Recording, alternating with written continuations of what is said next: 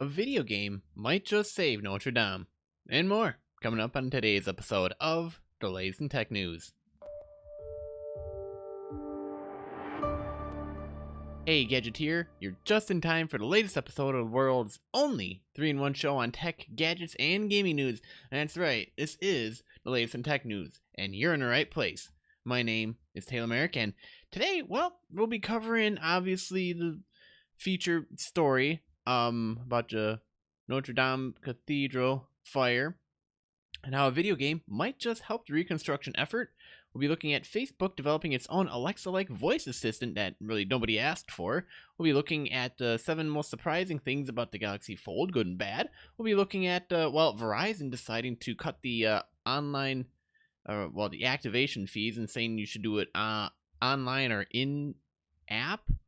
It's really confusing. We'll also be looking at Pixel 3's camera can now detect kisses for the first time, so you can have photos with your bae or boo or other. And we'll also be looking at Nepal banning PUBG and handing out arrests. And finally, we'll be looking at ninjas making Time's most influential people list for 2019. But before we do, we always have our Did You Know tech series and what happened today in tech. So let's just jump right on in, shall we? No,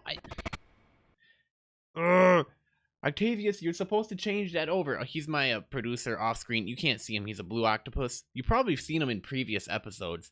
But it still says trivia, Octavius. It's supposed to say, did you know? So right now we are in the segment of Did You Know Tech Facts, and we'll be covering a couple today. But I bet you didn't know that your brain starts slowing down when you're 24. Yep, well, this is when the reaction time of most people playing video games shows the first signs of decline. You're not getting dumber, though, so keep that in mind, because your brain then begins to compensate by relying on experience and mental shortcuts, so your thought process actually becomes more efficient, and you are capable of playing video games when you are older, too. Heck, I've seen, like, a really old gaming crew whose median age was like 65 or 70, somewhere around there, win a couple tournaments. So it is possible. And also, finally, did you know that scientists use a confocal laser microscope to map the topography of an IHOP flapjack? When they compared the relative change in elevation to the U.S. Geological Survey's data for the state of Kansas, they were able to confirm that Kansas really is flatter than a pancake. And I'm not even making this up. Apparently, this is what money goes to. You know, people are studying all this stuff and trying to figure out, is Kansas really flatter than a pancake? Yes. Yes, it is. And they based it off of an IHOP flapjack that they... You know, one thing's, we're going to make lasers and all this cool scientific stuff, and then we're just going to find out really dumb stuff. But I bet you didn't know that. Now you know that, and now you're welcome. And no, I'm not taking that back either. It's your fault you're listening, and it's not my fault I found it. It's your fault that you helped me find it. So there, shame on you. No, I'm kidding. Okay, well, let's just move on to the next grouping we have in store here.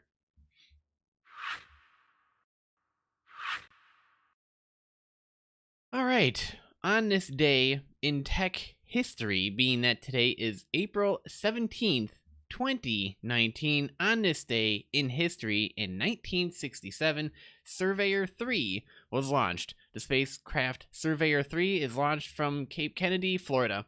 It is the second U.S. spacecraft to make a soft landing on the moon, because, Surveyor 2 crash landed on it, where it will study the lunar surface and send more than 6,300 pictures back to Earth.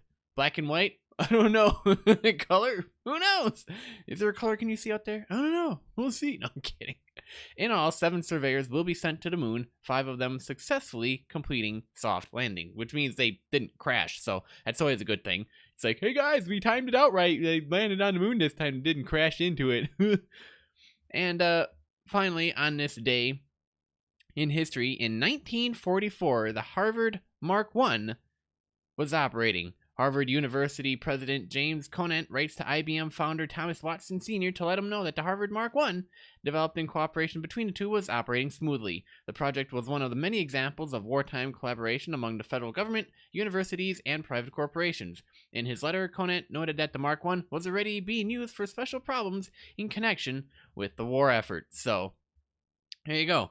Now you know what's up with the latest in tech history and tech trivia. Let's head on over to our feature story, shall we? First up, well, in case you've been living under a rock due to recent events, Notre Dame Cathedral somehow got on fire. Now, latest reports are that how this fire started. Currently, there's a reconstruction effort going on. They're trying to rebuild, refinish a couple of things, modernize a couple things, repair. And in the process, they're thinking that a couple of fire alarms were tripped during it. An electrical problem may have been the cause of the fire. The actual cause is still unknown. They're investigating it. Thankfully, not too much was damaged in the way of relics and artifacts. Most of that was able to be saved, including the stained glass windows. But it's a sad day in Paris, but we have some good news. And the good news actually comes from the video game end of things. How a video game and 3D laser scans could help the reconstruction effort. So, as France prepares to reconstruct the fire-ravaged Notre Dame Cathedral, a famous video game could be a vital tool in a rebuilding effort. Set during the French Revolution, Assassin's Creed Unity may help with the reconstruction of that nearly 850-year-old cathedral, according to experts. A painstakingly created digital representation of the cathedral is one of the backdrops in the game developed by Ubisoft. The game, quote, 3D scanned it in so much detail that this could help rebuilding the cathedral. So there's the latest tweet. In a 2014 blog post, Ubisoft explained how Caroline Muse, a senior-level artist on the game, recreated the famous medieval cathedral after working on it for years. We were able to find a lot of blueprints showing us exactly how it was constructed, adding that the game's historian, books, and internet research helped recreate the famous cathedral, but it also really just helped me a lot to talk to people. It's very difficult to take a big picture of Notre Dame. I'm confused on the pronunciation at times myself. Mainly because I'm not French, so I don't. I'm half Polish, half German, so I have that going for me. Plus, I have a very, as I've been told, Midwestern, Northern-ish accent. So thanks a lot, Milwaukee, for giving me that accent. But they're really happy that they were able to do this. Muse noted that she was particularly proud of their famous spire was recreated in the game. A process she described as incredibly challenging. It's easy to say, oh, she just recreated it, what's the big deal? But we had all kinds of rules to follow and aspects of navigation to smooth out. In a blog post on Wednesday, Ubisoft said it is donating 500,000 euros, 565,000 US, to help the restoration and reconstruction of the cathedral. When we created Assassin's Creed Unity, we developed an even closer connection with this incredible city and its landmarks. One of the most notable elements of the game was the extraordinary recreation of Notre Dame. It said, other research projects such as 3D laser mapping of the cathedral by the late art historian Andrew Tallon could also help rebuild the architectural gem. So, unfortunately, the professor passed away last November, but his work will be absolutely crucial in the rebuilding process. So, I'm sure all you've heard about it for the past weekend or last couple of days or so has been everything going on with this, but it's good to know that technology is being put to good use. Currently, they're trying to they're running into difficulties trying to figure out how are we going to rebuild the roof, because most of it's just charred embers at this point, and all the logs used in building the roof burned up.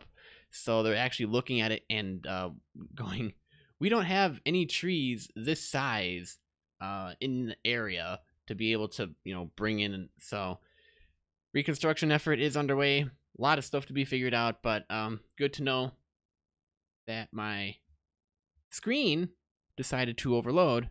Don't do that again, computer. And with that, we should probably move on to our next story, shall we? Well, I don't know. I'm just literally recording, and apparently my computer's going overloading encoding settings. I'm gonna barf. I don't know. So, also, Facebook is developing its own Alexa-like voice assistant that nobody asked for. Or did they? I don't know. We'll find out.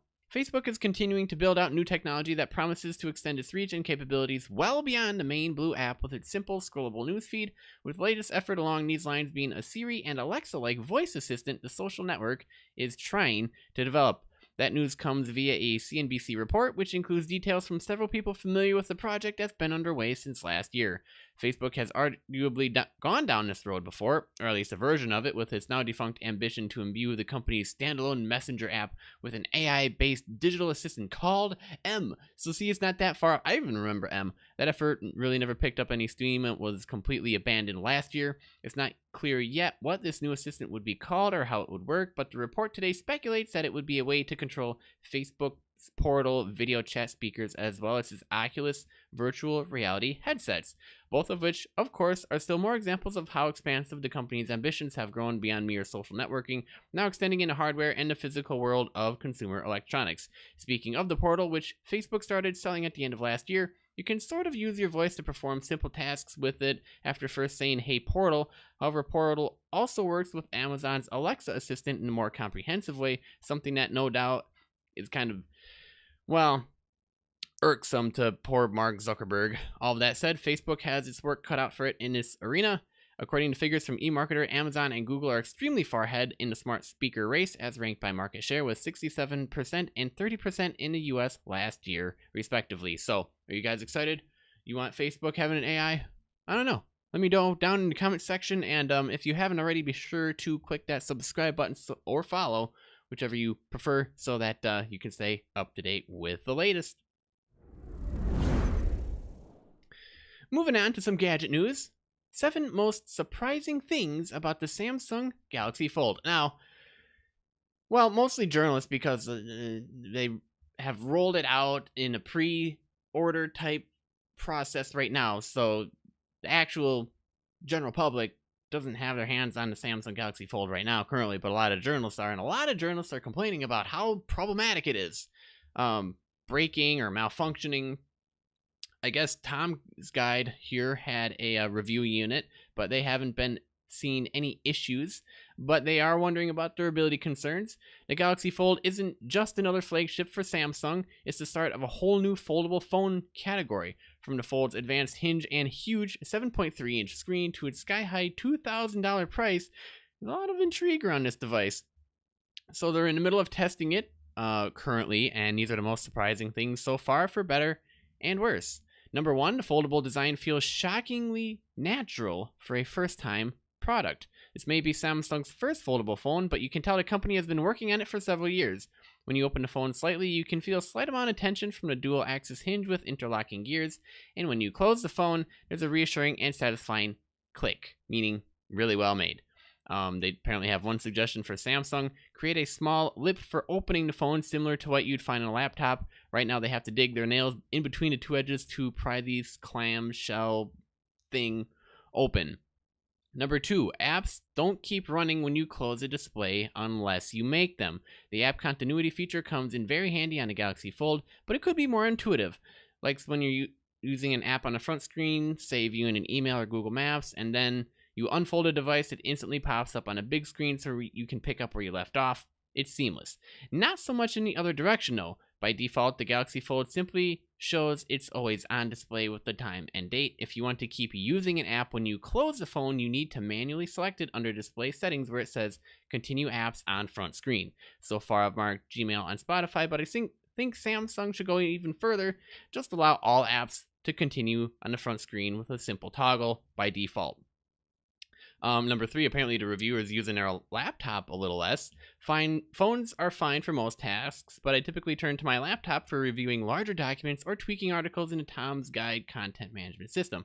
But with the Fold in my pocket, I find myself opening my MacBook Pro less, not just because you can run 3 apps on the Fold screen at once. With 7.3 inches of real estate, the canvas is simply bigger and wider than any smartphone, and that means I can easily view PDFs on the go and make quick edits to stories without having to touch my laptop.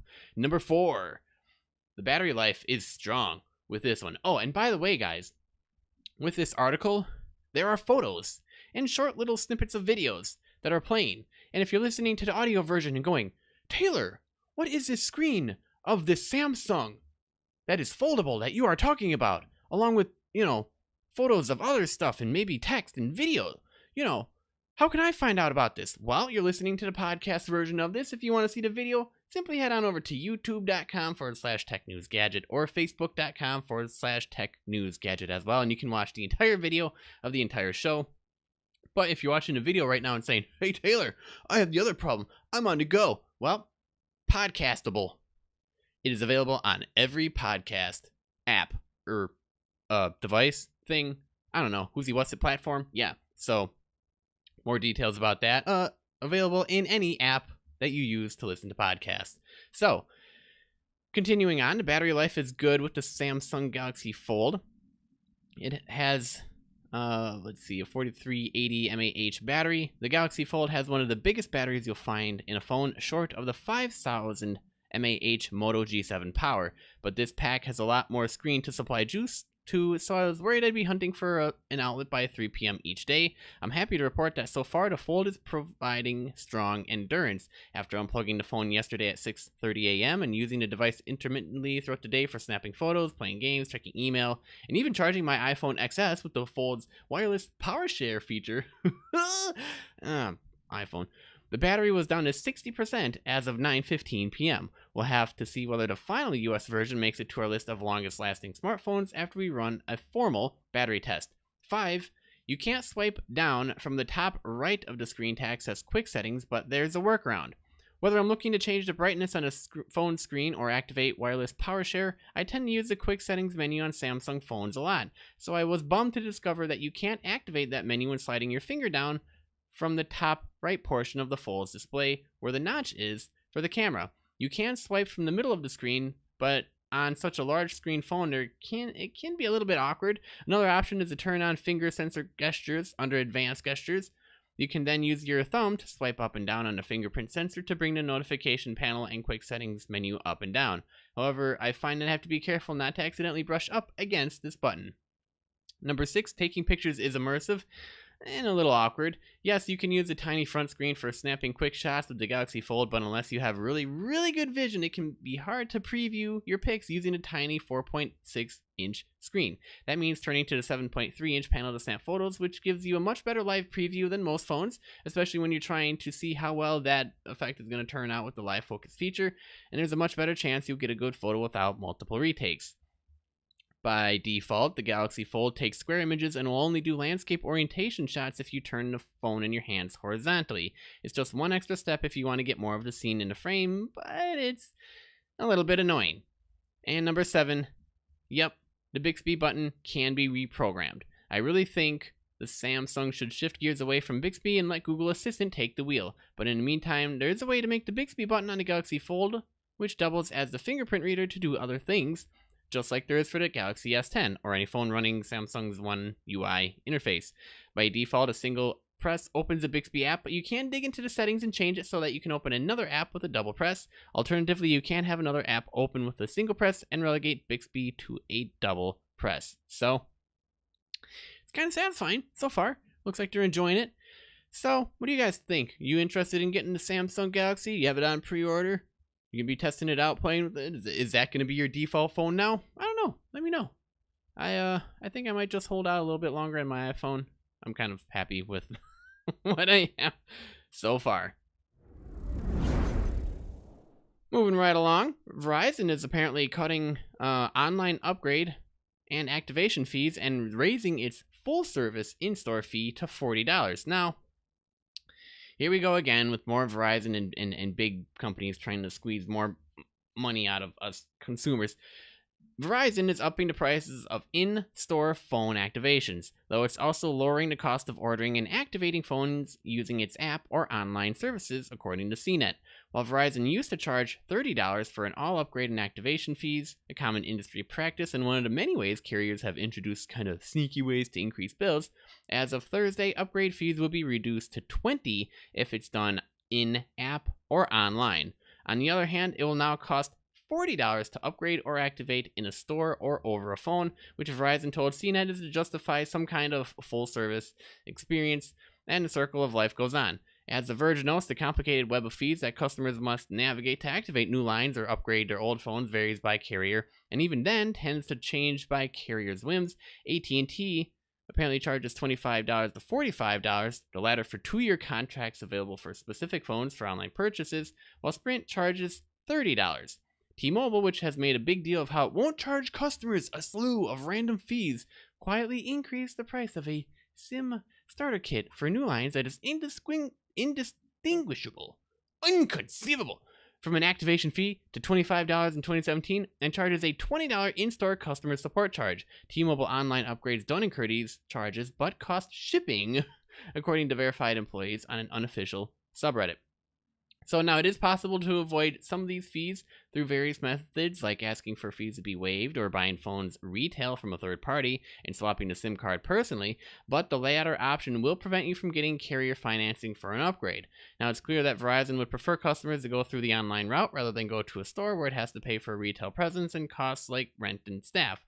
Lower online fees are good for customers who aren't in a rush, but one scenario where this might suck is if you need to replace a phone with a newer model fast. Say if you downloaded a Spider-Man app, you'll probably have to pony up the full $40. And it probably also sucks if you're a Verizon retail employee who relies on foot traffic and commissions.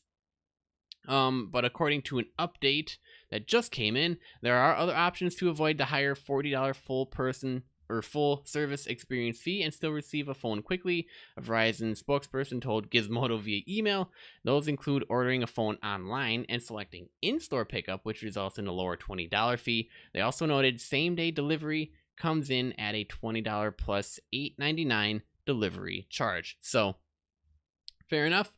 There you go. You guys are now current on if you're upgrading, activating, swapping phones at Verizon or wherever else. Moving right along here to some more gadget news. The Pixel 3's camera can now detect kisses for photos with your boo. And all you poor single Pringles lose yet another ally in computational photography. So, I love how people go through and they find all these little features and then they go, hey guys, check out what I found. Speaking of which, available in the latest update to Google's camera app for the Pixel 3, Photo Booth is a new feature that uses artificial intelligence to recognize kisses, clear faces, and open eyes to automatically take a photo. With the update, you can just smile and pose in front of the selfie camera without needing to tap the shutter, saving you time. Known for its excellent camera, the Pixel 3 and its counterpart, the Pixel 3 XL, are Google's flagship phones for 2018 and currently. While other phone competitors employ multiple rear cameras to boost photo quality, the Pixel 3 only has one rear camera, but it uses impressive software optimization known as computational photography to capture stunning photos. Photo Booth is optimized specifically for the phone's two front-facing cameras and yet adds another AI component under the Pixel 3's belt. Google engineers trained Photo Booth to recognize 5 types of facial expressions, which are, you might want to make a note guys, smiles, tongue out, kissy/duck face, puffy cheeks, and surprise, Google says in a blog post. Rejoice single people, you can still use Photo Booth with just the duck face expression. As expressions change, Photo Booth displays a dynamic white line that widens as the photo content improves. You can see the line move in the camera app and adjust accordingly to trigger the shutter. In addition to Photo Booth, the Pixel 3 has other standout camera features that use algorithms to take better photos. Top Shot also recognizes good, clear expressions to suggest the best photo out of a series of burst shots. The camera's low light mode, called Night Sight, brightens up dimly lit scenes without a flash. So, there you go. Now, poor Photo Booth. Well, you gotta do what you gotta do so you can get those popular photos and be famous on that Instagram. You know what I'm saying?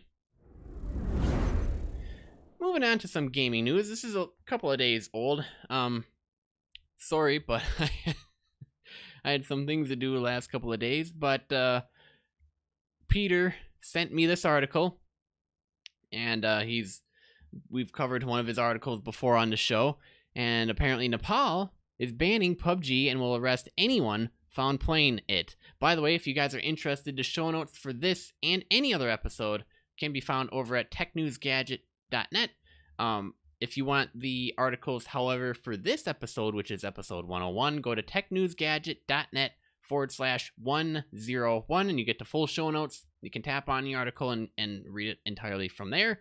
The massively popular PlayerUnknown's Battlegrounds has been recently banned in Nepal. According to multiple news sites from within the country, the Metropolitan Crime Division filed a public interest litigation calling for a ban that was quickly granted by the Kathmandu District Court on Wednesday. According to the statement, PUBG was having, quote, a negative effect on the behavior and study of children and youth. In addition to that, the Nepal Telecommunication Authority has blocked all access to the game, with local police saying they'll arrest anyone found playing the game. PUBG Mobile seems to be taking most of the blame, with the Nepali censor claiming there are incidents of children throwing their phones at parents after being told to stop playing. This seems to me a little bit of an overcorrection to a problem, but okay, fine, whatever. In a statement to Reuters, Sandeep Adkari said, well, he's the deputy director for the Nepal Telecommunications Authority, said, we have ordered the ban on PUBG because it is addictive to children and teenagers. This is my own personal thought, when you're going to start banning beer and smoking. Anyways, this stance was also taken by a chief of the police while speaking to the Kathmandu Post. He said, we received a number of complaints from parents, schools, and school associations regarding the effect of the game on children. We also held discussions with psychiatrists before requesting the court for permission to ban the game. Parents and schools had complained that the game was affecting their children's studies and making them more aggressive. When we consulted with psychiatrists, they also said the violence in the game can make people aggressive in real life. Here's what I'm going to say about that. Keyword emphasis on can, not will, or does. There's only so much you can do when the government rules something as law for the time being. If you live in Nepal, PUBG is now illegal and local authorities will be cracking down on it. But I guess if you're an adult, you should be able to play it fine.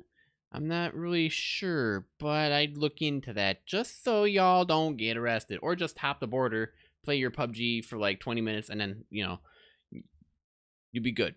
You'd be good. And finally, last gaming news I have for you guys today is Ninja makes Time's most influential people list for 2019, joining Mo Salah, Donald Trump, Pope Francis, and Taylor Swift on the year's top 100 list. Fortnite streamer Tyler Ninja Blevins is what's known in the business as an influencer, but he's more than just your average run-of-the-mill guy on YouTube. According to Time, he stands with Brie Larson, The Rock, Nancy Pelosi, Brett Kavanaugh, and the Pope, and as one of the world's 100 most influential people in 2019. Ninja's two-paragraph profile was written by, Juju Smith-Schuster, a pro football player with the Pittsburgh Steelers, who's also something of a Fortnite fan. In fact, he was part of the Drake Ninja Squad that crushed Twitch's viewer record last year. So, let's see, is this what he said? He said, I play in the NFL, so you'd think I wouldn't be starstruck much. But last March, when I, along with Drake and Travis Scott, got in a Fortnite game with Ninja for the first time, I was at a complete loss of words. I was among the millions of people all across the world who had been watching Ninja play Fortnite, the popular video game, every day for months. He was the unquestioned best in the world at his craft, something I had so much respect for both as an athlete and as a fan. Now he was single-handedly blending gaming and pop culture, and now it seems doesn't matter where Ninja goes, anywhere in the world, people just poof, see him. Ninja! Kids. It's a little hyperbolic, but also true. Ninja has been a pro gamer and streamer for years, but his career took off when he began streaming Fortnite regularly in 2017, and since then, he has gone extremely mainstream. He's appeared on Ellen and Jimmy Fallon, was chosen as a cover athlete for ESPN magazine, and hosted his own New Year's Eve livestream from Times Square. So, here you have it, guys. Congrats, Tyler.